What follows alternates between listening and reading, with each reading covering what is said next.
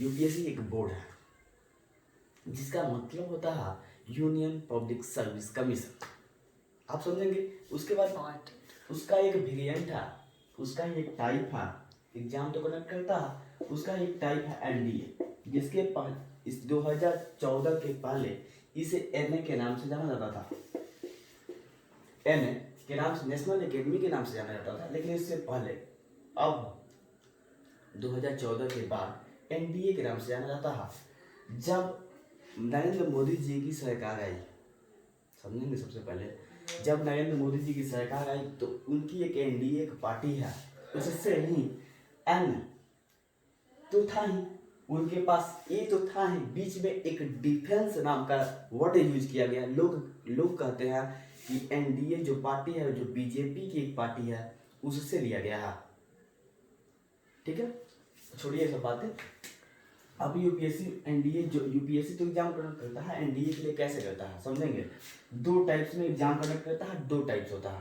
पहला तो मैथ का पेपर होता है, मैथ जो 2.5 आवर का होता है, 2.5 घंटा का होता है। इट मीन्स 150 मिनट का होता है। उसे उसका सेकेंड पार्ट, जो सेकेंड पेपर होता है वो जीएटी कहलाता है, जिसका मतलब होता है जनरल एबिलिटी टेस्ट, जो 2.5 आवर होता है। ठीक है, अब मैथ में क्या क्या आते हैं इसको बाद में समझेंगे, अभी समझ लेंगे। 2.5 आवर्स 120 क्वेश्चन होते हैं। हमको 120 क्वेश्चन नहीं सॉल्व करने होते हैं। लगभग आज तक यूपीएससी का कोई भी एग्जाम हो, यूपीएससी जितने भी एग्जाम लेती है, लगभग 50%, 40 से 50% कट ऑफ रेंज इतना ही होता है। आज तक इससे ज़्यादा ना कोई लाया है। हाँ, कोई लाया है तो टॉपर बना है। ठीक है, एवरेज मान के चलते हैं कि 40 से 50% लाने वाला विद्यार्थी सक्सेस होता है। ठीक है, जीएटी में वैसे ही सेम कंडीशन होते हैं। जीएटी में लगभग 150 मिनट, आपके पास 150 क्वेश्चन होता है, एक क्वेश्चन पे 1 मिनट मिलते हैं। ठीक है, जीएटी में 120, लगभग 1 मिनट से थोड़ा सा ज़्यादा मिलते हैं। अच्छा भाई, मैथ्स में होते क्या क्या है। सबसे पहले 10th 11th 12th के अगर मैथ्स को अच्छा से पढ़ा जाए, समझा जाए, रिसेप्शन को ध्यान में रखा जाए, तो आसानी से मैथ्स का पेपर क्लियर होता है। अगर मैथ्स का पेपर अगर क्लियर हो जाता है तो आपको कोई बात नहीं है, कोई दिक्कत नहीं है, मगजमारी नहीं है। मैथ्स पेपर क्लियर होने के बाद ही जीएटी का पेपर चेक होता है, जिसके स्कोरिंग पार्ट भी कहा जाता है। लगभग इंग्लिश के 50 क्वेश्चन तो कंपल्सरी होता है। सबसे पहले स्टार्टिंग में जो क्वेश्चन, आप क्वेश्चन बुकलेट खोलेंगे, सबसे पहले 50 क्वेश्चन ही दिखेंगे। किसके? इंग्लिश के बस दिखेंगे। उसके बाद अलग अलग फिजिक्स के 20 या 25 हो सकते हैं, केमिस्ट्री के 20 या 25 हो सकते हैं। ऐसे क्वेश्चन को पार्ट में, अलग अलग पार्ट में बांटा जाता है। जीएटी के क्वेश्चन में ऐसे नहीं है, सारे सब्जेक्टों को ध्यान देके फिर क्वेश्चन को एब्जॉर्व किया जाता है। ठीक है, अब आप समझेंगे कि एनडीए ये तो हो गया भाई, इसमें आता क्या क्या है।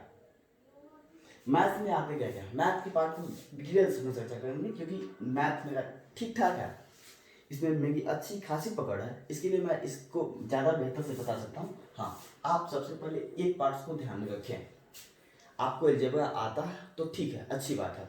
वहाँ से 30 या 35 क्वेश्चन 10th 11th 12th के अलजेब्रा आपको आता है। अलजेब्रा जिसको हम बीज गणित कहते हैं, वो आपको आता है लगभग 30 से 35 क्वेश्चन। लेकिन हम उससे अच्छा मुझे पॉइंट लगता है क्वालिटी सेक्शन भी, जीपी भी, एचपी भी, यानी अर्थमेटिकल प्रोग्रेशन भी अच्छा पॉइंट है। लेकिन अगर आपको अच्छा सा पॉइंट कवर करना है तो सबसे पहले ट्रिग्नोमेट्री और कैलकुलस पे कमांड हो, तो मुझे नहीं लगता है कि एनडीए का जो पेपर है, एनडीए मैथ्स का जो पेपर है, वो क्लियर ना हो।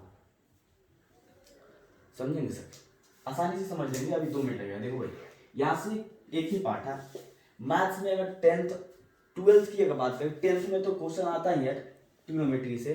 अगर 11th और 12th को भी मान ले तो अगर ट्रिग्नोमेट्री पर अगर आपका कमांड है, ट्रिग्नोमेट्री पे अगर कमांड है आपका, तो लगभग 10 से 15 क्वेश्चन आप समझ लें अपना है। अगर ट्रिग्नोमेट्री पे कमांड है तो मुझे लगता है कि कैलकुलस पे कमांड होगा नहीं। सबका होता है भाई, जिसके पास ट्रिग्नोमेट्री होती है। ट्रिग्नोमेट्री मतलब त्रिकोणमिति। जिसके पास ट्रिग्नोमेट्री होता है उसके पास कैलकुलस 100% ही होता है। अब अगर बोलोगे कैलकुलस में डिफरेंशिएशन इक्वेशन लिमिट है, अच्छा भाई लिमिट तो है लेकिन उस पर सबसे ज़्यादा जो यूज होता है वो ट्रिग्नोमेट्री तो है। ट्रिग्नोमेट्री अगर आपके पास है तो कैलकुलस पे कमांड होगा। अब कैलकुलस और ट्रिग्नोमेट्री पे आपके पास कमांड है तो मुझे नहीं लगता है कि 50 से 60 क्वेश्चन आपसे ना बने। अगर 50 से 60 क्वेश्चन अगर बन जाते हैं तो स्कोरिंग पार्ट तो कटअप तो बिल्कुल आसानी से क्लियर हो जाता है सर। आपको कटअप भी तो क्लियर करना है। इसके बाद जीएटी में आपके पास स्कोरिंग पार्ट है, आपको आसानी से 150 क्वेश्चन 70-75 क्वेश्चन तो आते ही हैं। क्या बात है, अगर 70-75 क्वेश्चन अगर आप यहाँ से बनाए 70 से 75 ही क्वेश्चन बनाए तो आसानी से बन जाएंगे सर, आसानी से कट ऑफ क्लियर हो जाएंगे। अगर कट ऑफ क्लियर हो जाता है तो एसएसबी में मगजमारी है। एसएसबी में मक्खन तो पहले ही छाट ले जाते हैं भाई। रिटन एग्जाम में ही, अगर रिटन एग्जाम में ही एक ही दिन में 5 घंटा का पेपर होता, एक ही दिन में मक्खन को छाट ले जाता। अब मक्खन से एक ही बात में बाबू, एक ही बात में एसएसबी जब जाती है, एसएसबी में लोग जाते हैं तो पहले तो 28 दिन का होता था, अब उसके बाद 14 दिनों का, अब तो 5 दिनों 6 दिनों में खत्म हो जाता है मगजमारी सब। ठीक है, थैंक यू। आज अगले दिन फिर देखेंगे सर।